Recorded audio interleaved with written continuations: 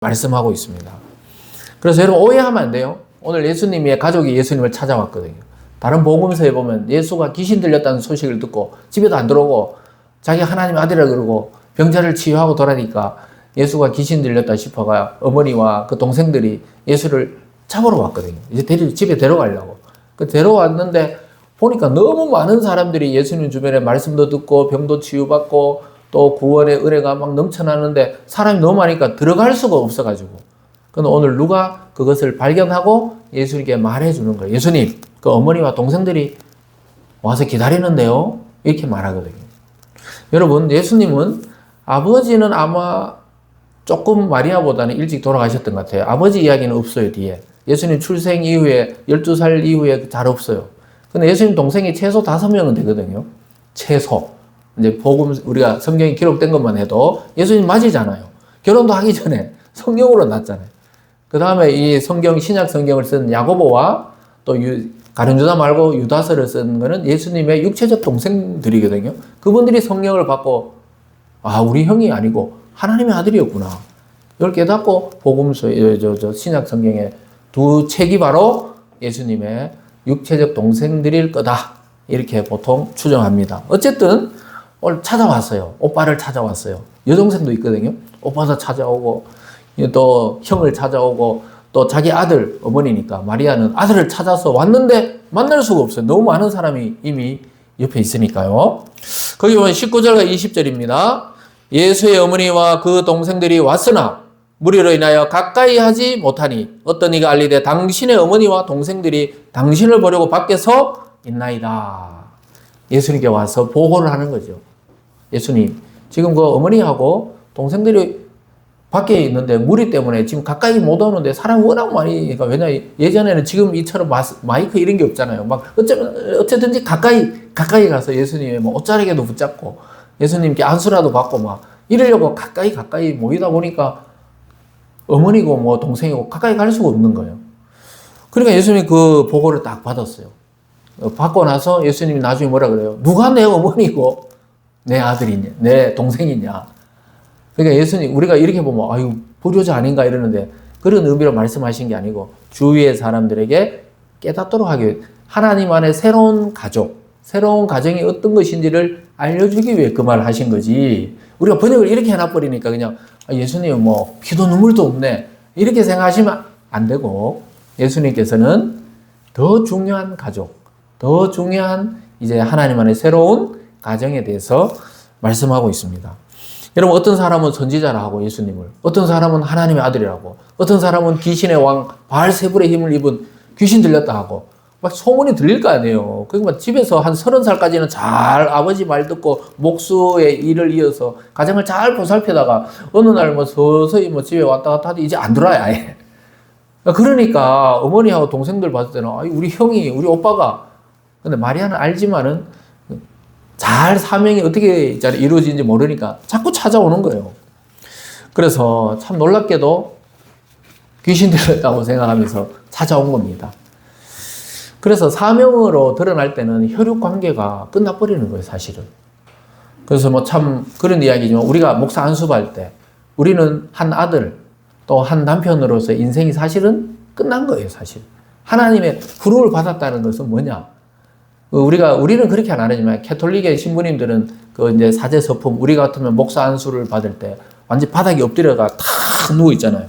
그럼 거기다가 이제 선배 신부님들이 가서 탁 이제, 그러면은 그 어머니들이 와서 아들의 목에 이제 뭐 이런 거 있잖아요. 스컵 같은 걸 해주기도 하고, 이러면서 father, 영어로는 father라 불러요. 신부를. 아버지, 영적인 아버지다. 이렇게 부릅니다. 제가 그랬잖아요. 제 안수받고 나니까 머리 허연 장로님이 집에 초대했어요. 그래 가가지고 이제, 아이고 장로님, 제 이제 목사 됐으니 기도나 한번 해주세요. 기도나 이제 기도 한번 해주세요 하니까 그 장로님이 아유 무슨 소리 하냐 하면서 자기가 기도 받으려고 불렀다 이러면서 방석을 깔아놓고 있잖아요. 그 머리 허연, 저희 아버님과 연배가 똑같은 분인데 그분도 돌아가셨어요. 천국으로 가셨지만 그분이 저 방석을 놔두고 그 무릎을 탁 꿇고 있잖아요. 저보고 안수기도를 해달라는 거예요. 그 제가 목사 안수하고 첫 안수기도를 그 원로 장로님 그분에게 했는데 참 제가 있잖아요. 좀 어색하기도 하고 그렇더라고 처음이니까. 근데 뭐냐 옛날 장로님들, 뭘 아시는 분들은 목사를 그렇게 대우했단 말이에요. 내 인간으로 대우한 게 아니고 하나님이 저 사람을 목사로 부르는 그 가치에 대해서 아시는 분이죠. 그러니까 저뿐만 아니고 어떤 목사에게도 그렇게 하시는 거예요. 그래서 내가 참 책임감이 들더라고요. 그래서 안수를 해줬죠. 뜨겁게 안수를 해줬어요. 안수 기도를 해준 적이 있습니다. 이게 무슨 말이냐면은 목사로 부름을 받고 선교사로 부름을 받아가지고 뭐 아프리카 가고 아시아도 가고 또 무슬림으로도 가고 거기 가서 다 선교하시잖아요. 그 아버지 돌아가셨다는 소식 듣고 와보면 이미 산에 묵고 계시는, 보통 왜냐하면 외국에서 와가지고 있잖아요. 들어오면은. 그러니까 자식 노릇 못해요. 사실 잘. 그러니까 옛날에 목사님들, 선교사님들, 지금도 마찬가지고 선교사님들은 갔다 오면 있잖아요. 우리 그 인도네시아 이정규 선교사님도 들어오니까 아버지 이제 땅에 하관하고 있더라. 자기가 도착해보니까 이미 인도네시아에서 빨리 표를 끌어가 와서 해봐도 보통 요즘 3일 만에 끝내잖아요. 옛날 같으면 한 5일장 하면 몰라도 그 아버지가 그냥 끝난 거예요. 그 자식 노릇을 제대로 잘 못하는 거죠. 물론 다른 형제들이 있으니까 또 맡겨놓고 하지만은 그게 바로 사명자들의 길입니다. 그 목사도 그렇잖아요. 아마 저 어머니들은 기도할 거예요. 제가 안수받을 때 인사말할 때 그랬잖아요. 이제 아들 한 명, 사위 한 명 잊어버렸다 생각하십시오. 그게 원래 우리 정통적으로 목사님들의 마음이거든요. 그런데 어떻게 잊어버렸던 아들을, 잊어버렸던 사위를 다시 찾았잖아요. 몇 년 만에 와가지고 같이 매주 이렇게 예배 드리는 것도 은혜인 줄 믿으시기를 바랍니다. 그래서 우리 만약에 하나님 멀리 보내보면 또 할 수 없이 멀리 가야 되는 거예요. 이게 뭐 자기 주권이 없어요. 그래서 우리 신앙교도 할 때 맨날 3가지를 준비하라고 맨날 배웠거든요. 뭐 이론도 중요하고 헬라어도 중요하고 히브리어도 중요하지만 제일 중요한 건 3가지다. 항상 교수님들과 선배 목사님들 뭘 준비하라 그래요? 설교 준비, 이사 준비, 죽을 준비. 이 3가지는 항상 마음에 새기고 있으라 그래가 그건 안 잊어버리잖아요. 항상 그 목회학 시간에 그 배웠던 거 항상 마음에 다 새기고 있는 거죠. 이사 준비. 이사 우리는 좀 덜한 편이지만 제가 서울에 있을 때 그 목사님은 자기가 계산해 보니까 상대교회 올 때까지 계산해 보면 32번째 이사다. 그것도 뭐 한국에서 왔다 갔다 한 게 아니잖아요. 캐나다 갔다, 미국 가라 미국 갔다가 영국 갔다가 옥탑방 갔다, 지하로 갔다가 막 있잖아요. 그래서 정착이 하신 게 거기 또 부름을 받을 줄 전혀 생각 안 했는데 그게 구약의 선지자나 또 신약의 목사나 선교사나 이런 운명인데 여러분도 그렇다는 거예요. 성도도 요즘에는 뭐 우리 캐톨릭처럼 신분이 이게 없잖아요. 성도님들도 마찬가지입니다. 여러분의 생명과 사명과 여러분의 삶이 누구에게 달려 있습니까? 하나님의 주권에 있다는 것을 인정하시기를 주님의 이름으로 부탁합니다. 그래서 예수님이 찾아왔는데 이렇게 말해요. 21절에 이렇게 말합니다. 예수께서 대답하여 이르시되 내 어머니와 내 동생들은 곧 하나님의 말씀을 듣고 행하는 이 사람들이라 하시니라. 하나님 나라의 새로운 가족 개념을 이야기하고 있어요. 하나님의 말씀을 듣고 그 말씀대로 살아가는 자들이 내 가족이다 이렇게 말하고 있습니다. 아까 말했듯이 마리아를 무시하고 동생들을 무시한 말이 아니고 여기 있는 무리들에게 하나님 나라의 그 새로운 가족의 개념을 알려주고 있는 거예요. 그래서 우리가 교회 오면은 아유 형제님, 자매님 이렇게 부르잖아요.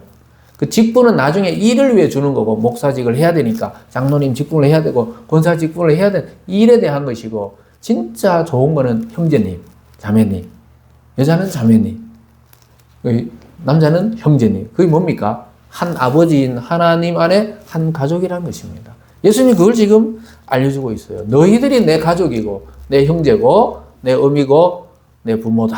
이렇게 말씀하고 있는 것입니다. 여러분 우리 교회가 하나님 안에 정말 새로운 가족의 개념으로 또 혈연의 가족이라도 그리스도 안에 거듭나야 돼요. 완전히 하나님 안에 다시 이 가족으로 만나서 정말 아름다운 공동체 되기를 주님의 이름으로 축원합니다. 오늘 마지막 3번째로 오늘 제목하고 같은 사건이 일어났습니다. 인생의 강풍이 닥칠 때 우리는 누구를 찾을 것인가? 여러분 아이들이 위급할 때 엄마, 아빠 막 이렇게 부릅니다. 엄마, 아빠. 어제 제가 뭐 갑자기 표를 끌어 갔다 오다 보니까 그 올라갈 때 보니까 유아 동반 그 칸이 따로 있거든요. 유아가 거기 예매할 때 보면 여기는 유아 동반 칸입니다. 그러니까 막 어제 막 와 우리나라에 애기가 없다는 거기 애가 다 모이는 것 같더라고. 막 서울 갈 때까지 못 자겠더라고. 이게 막. 계속 이제 이런 애들도 있고, 막 아빠가 계속 들고 이렇게 해줘야만 애가 조용하고, 언제 도착해. 출발할 때부터 서울 갈 때까지 2시간 내내 그냥 언제 도착해. 그 내가 대답해주고 싶더라고. 그냥 2시간 걸린다 이렇게.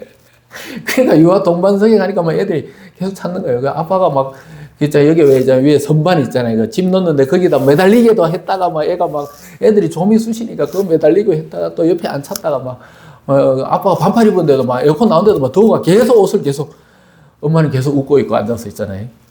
그 저는 그걸 이제 딱 보면서 야 여기가 유아 동반 칸이었구나. 난 그것도 모르고 그냥 막 표가 있길래 엄청 엄격결에 빨리 예배를 해서 이제 올라가려고 했는데 막 엄마 아빠 막 이래 부르면서 즐겁더라고요. 가만히 듣고 있으니까.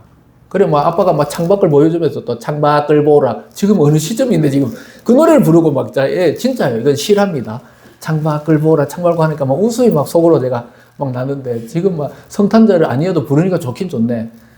창밖을 흰눈이 제발 흰눈이란 말은 하지 마라. 내가 이런 생각이 속으로. 예? 창밖을 보라. 흰 비가 내린다. 이러든지 이래 비가 약간 왔거든요. 어제 올라갈 때는. 이래야 되는데 흰눈이 내린다. 거기서 막 터져가지고 속으로. 아이고 저 아빠도 뭐 어떻게 달래다 보니까 그러고 뭐 있잖아요. 좀 큰 애들은 있잖아요. 막 초등학생들은 귀에 딱 이거 꽂고 진짜 출발할 때부터 도착할 때 오락하고 있더라고 이렇게. 그러니까 엄마가 뭐라고 막 계란을 줘도 그냥 쳐다보지도 않고 아이고 그래 요즘 막 저렇구나 하면서 그렇게 올라갔었는데요. 우리가 어려움이 있을 때 누구를 불러요? 아빠, 엄마, 그죠? 교회 다니는 분들은 주여. 또 부처님 뭐 있잖아요. 오신 날에 오늘 막 사람 많이 지나가던데 또 중들도 있잖아. 목탁 두드릴 때는 두드리는데 뭐 지나가다 넘어질 때는 아이고 하나님 이렇게 하는 분도 있다 그러잖아요. 그러니까 막 그러듯이 급하면 막 뭐라도 부르잖아요. 그런 것처럼 오늘 제자들이 진짜 죽을 지경이거든요. 지금 죽을 지경인 거야. 그래서 막 왜냐하면 바람이 부는데 처음에는 물을 좀 퍼내고 자기들이 해결해 보려고 그랬거든요. 왜냐면 예수님이 얼마나 피곤한지 그 파도 일렁이는 배에도 머리 대자마자 주무셨거든요. 여러 곳에 그 장면이 나옵니다. 왜 그렇습니까? 예수님 밤에는 기도하고 낮에는 몰려오는 사람들이 기도해주고 예수님의 육체는 우리랑 똑같은 인간이 있기 때문에 피곤해 쪄들어가지고 그냥 탁 머리 대는 순간 잠이 들어버렸거든요. 근데 막 제자들은 잠은 안 오고 막 지금 파도로 막 넘실대고 막 물을 막 퍼내고 이런 위기가 우리는 배는 타는 것이 아니고 인생을 배 타고 가는 인생이라면 지금 이런 위기가 닥친 사람이 많다는 거예요. 갑자기 죽음이 닥치고 갑자기 질병이 오고 갑자기 사고가 나고 갑자기 시험이 들고 갑자기 인간 간의 갈등이 생기는 겁니다. 그 장면을 보여줘요. 22절 23절입니다. 하루는 제자들과 함께 배에 오르사 그들에게 이르시되 호수 저편으로 건너가자 하시며 이에 떠나 행선할 때 예수께서 잠이 드셨더니 마침 광풍이 호수로 내리치며 배에 물이 가득하게 되어 위태한지라. 지금 말잖아. 예수님이 야 건너러 가자. 왜냐하면 갈릴리 호수인데 엄청 넓거든요. 그래서 갈릴리 바다다 이렇게 말하기도 했는데 바다는 아니에요. 엄청난 호수거든요. 호수에 다 그 배를 가로질러 가지고 건너가자. 그리고 그대로 주무셨어요. 그 파도가 치고 막 배가 울렁이는데도 깨지도 않아요. 그 배에 막 물이 가득해가지고 이제 잘못하면 빠져 죽게 생긴 거예요. 그래서 자기들끼리 뭘 해볼라 했거든요. 다른 복음서에 보면 노를 저어도 안 나가는 거예요. 물을 퍼내도 이거 뭐 감당이 안 되는 거예요. 그때 예수님 깨우는 거예요. 처음부터 깨워야 되는데 우리도 그렇거든요. 우리가 막 해결해보려고 그래요. 어떤 뭐 사고가 생기고 질병이 생길 때 일단 뭐 좋은 의사, 좋은 병원 이것도 중요하지만 그렇지 않는데 먼저 기도를 해야 되죠. 하나님 나에게 이런 일이 일어났습니다. 솔직하게 이야기를 하는 거죠. 이 일은 이렇고 저렇습니다. 뭐 인간관계 갈등이 생겼다. 하나님 저는 뭐 저 사람 죽도록 보기 싫은데요. 제발 좀 치워주시면 안 돼요. 뭐 하나 때는 치워줘요. 부서가 바뀌거나 이동하거나 이사를 갔거나 기도를 들어주신다니까요. 근데 우리는 먼저 어떻게 해요? 인간적인 방법으로 막 해보려 하다가 점점 일이 커져요. 오늘 지금 제자들이 점점 일이 커지고 있습니다. 여러분 때로는 진짜 내가 해결할 수 없을 때는 무릎을 탁 꿇고 아무도 뭐 집에서도 괜찮고 아니면 차 안에서 괜찮고 교회 와서 그래도 괜찮고 다 기도하셔가지고 주님을 깨우시는 여러분 되시길 바랍니다. 오늘 주님을 깨워요. 24절을 함께 읽어볼까요? 시작. 제자들이 나와서 깨워 이르되 주여 주여 우리가 죽겠나이다 한데 예수께서 잠을 깨사 바람과 물결을 꾸짖으시니 이에 그쳐 잔잔하여 지더라. 아주 놀라운 이야기죠. 바람과 물결이 무슨 인격이 아니잖아요. 이 물이 지금 인격이 있는 게 아니죠. 근데 예수님은 마치 사람에게, 살아있는 존재에게 이야기하듯이 바람아, 물결아, 잠잠하라. 하니까 이 창조주이신 하나님의 능력이 육체로 가지고 오셔가지고 사람들이, 제자들도 잘 몰랐거든요. 바람과 바다까지 잔잔하게 하실 줄은 생각도 못 했는데 자기들은 똑같으니까 육체는. 근데 예수님은 그 육체 안에 하나님의 능력을 통째로 싸가지고 오셨어요. 그래서 예수님 맘만 만져도 12년 된 혈류병이 낫기도 하고 예수님 말씀으로 죽은 자가 살아나게 됐습니다. 오늘 여러분에게 그런 기적이 있기를 바랍니다. 말씀을 듣다가 암이 치료되기를 바랍니다. 말씀을 듣다가 여러분 어려움이 해결되기를 바랍니다. 말씀을 듣다가 여러분 육체 질병들도 다 치료되는 은혜가 있기를 주님의 이름으로 축원합니다. 잔잔해. 예수님은요, 의사도 아니시지만 말씀으로 다 치료했어요. 예수님은 이 바다를 잠잠케 하는 기술자도 아니지만 바다를 잠잠케 했어요. 왜냐? 그 근본적으로 그 악한 그 놈에는 뭐가 있다고요? 사탄의 역사가 있는 걸 아시기 때문에 예수님의 길과 제자의 길을 방해하고 있다는 거예요. 그러니까 물러가라는 거예요. 나중에 베드로가 막 예수님 십자가로 가면 안 됩니다. 그러니까 사탄아, 베드로야 물러가라 안 하고 사탄아, 내 뒤로 물러가라 하잖아요. 그래서 여러분들 그냥 사람하고 싸울 때 사람을 보면 안 돼요.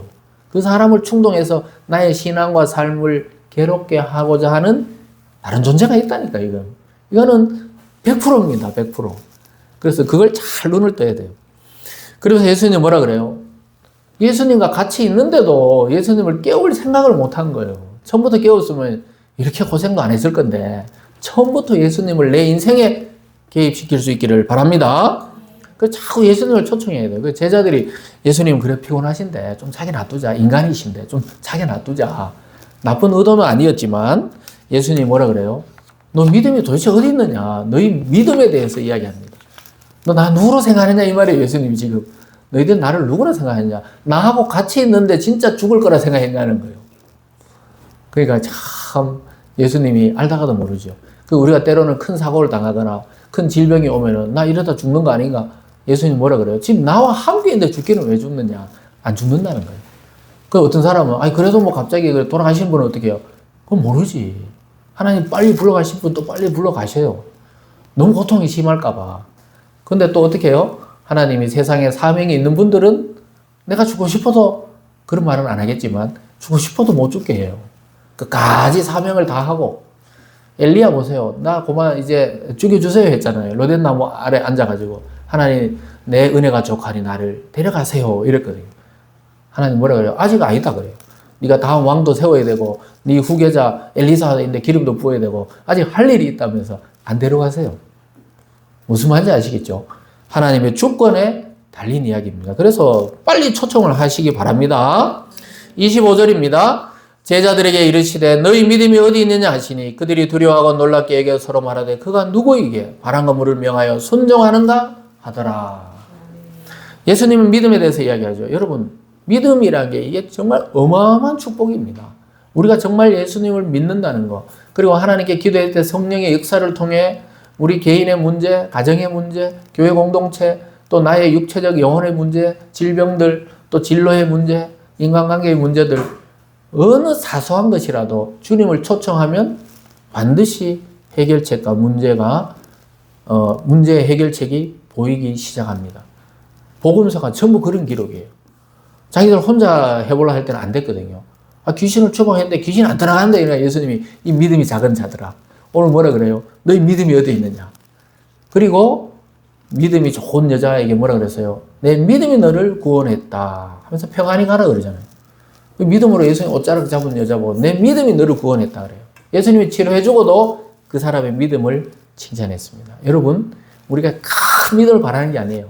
예수가 나의 구주고 내 이 문제, 내 이 질병, 내 이 사업의 어려움 주님이 해결해 줄 수 있다. 이 작은 믿음이 어떻게 해요? 큰 산을 들어서 바다에 빠뜨리게 한다고 예수님이 말씀했듯이 큰 역사를 보게 하는 것입니다. 우리가 예수님 믿을 때 예수님이 큰 일을 행하시는 것을 믿으시기를 바랍니다. 그래서 요즘에 있잖아요. 저는 자꾸 예수님 먼저 초청해요. 어차피 진짜 목사인데 전화하잖아요, 성도들이. 무슨 질병이 걸렸습니다. 기도해 주세요. 또 누구 아버님이 그랬습니다. 어머님이 그랬습니다. 자기가 그렇습니다. 또 어떤 일이 있습니다. 그러면 목회를 하면 아주 특이한 경험을 많이 해요. 우리가 해결할 수도 없는데 전화 와요. 그럼 여기 다 앉아가 기도하는 거죠. 하나님, 저는 능력이 없는데 하나님께서 성령으로 지금 가셔서 그 사람의 문제를 해결해 주시고 치유해 달라고 하면 아주 좋은 소식들이 많이 들려요. 기도하다 보면 거의 영감이라 할까요? 그게 와요. 하나님, 이번에 이래 되겠구나, 저래 되겠구나. 아주 집중적으로 기도하다 보면 그런 일이 있습니다. 그래서 하나님, 이게 살 길이 있겠구나, 이번에 이렇게 해결되겠구나, 이런 그림까지 하나님이 보여줄 때가 있습니다. 뭐 꼭 그렇게 안 될 때도 있지만 거의 맞아요. 그러니까 여러분들도, 제가 특별해서 그런 게 아니고 여러분들도 여러분의 인생에 자꾸 주님을 초청해가지고 이 파도 치는 거 있잖아요. 우리가 어릴 때, 초등학교 다닐 때까지는 세상이 좀 그래도 약간 환상적으로 보이죠. 근데 요즘은 애들은 초등학생도 힘들다 그래요. 초등학생들 스트레스 지수가 굉장히 높다고 그 상담하시는 분들이 이야기하더라고요. 왜냐, 학교, 또 학원, 숙제, 뭐 또 외워야 되고, 시험 쳐야 되고, 인생이 왜 이렇게 피곤하냐. 초등학생들이 그런다는 거예요. 여러분, 농담이 아니고, 그걸 전문적으로 초등학생들을 상담하는 분들이 데이터가 그래 나온대요. 그래서, 야, 초등학생들이, 그래도 초등학생 때까지는 이 세상이 좀 환상적으로 보이죠. 왜냐, 아직 경험하지 못한 게 많잖아요. 이것도 경험하고, 저것도 경험하고, 애들 뭐 배를 안 타본 사람은 배 타보고 싶어 하고, 비행기 안 타본 사람은 비행기 타면 얼마나 좋을까. 기가 먹먹한 걸 모르고 막 애들이 막 그렇단 말이에요. 막 환상적으로 보인단 말이에요. 근데 중학생만 돼도 현실을 조금씩 봅니다. 그리고 고등학생, 대학생 되고 성인이 되면 어떻게 해요? 인생이 내 맘대로 안 된다는 것을 깨닫게 됩니다. 그리고 중년이 되면 어떻게 돼요? 우리가 중년입니다. 중년이 되면 더욱 그래요. 파도가 높다는 걸 알아요. 이 인생이 이게 그냥 간단한 문제가 아니구나. 예? 그냥 드라마가 아니고 영화가 아니구나. 이것을 깨닫게 됩니다. 그때 어떻게 돼요? 주님을 초청하면 길이 쉬워집니다. 제자들이 깨우자마자 예수님이 그 죽을 것 같은 문제가 해결되었다는 것입니다. 여러분, 자꾸 우리가 하나님 앞에서도 어른으로 행동하려고 하지 마시고 주님의 말씀처럼 너희가 어린아이 같아야 된다. 하나님이 아버지시니까. 우리가 겉으로는 나이가 들어가도 내 속마음은 하나님 앞에서는 참 갓난아이처럼 순전하게 하나님을 믿고 기도해서 모든 문제를 해결받고 인생의 광풍이 여러분 앞에 잠잠해지시기를 주님의 이름으로 축원합니다. 기도하겠습니다.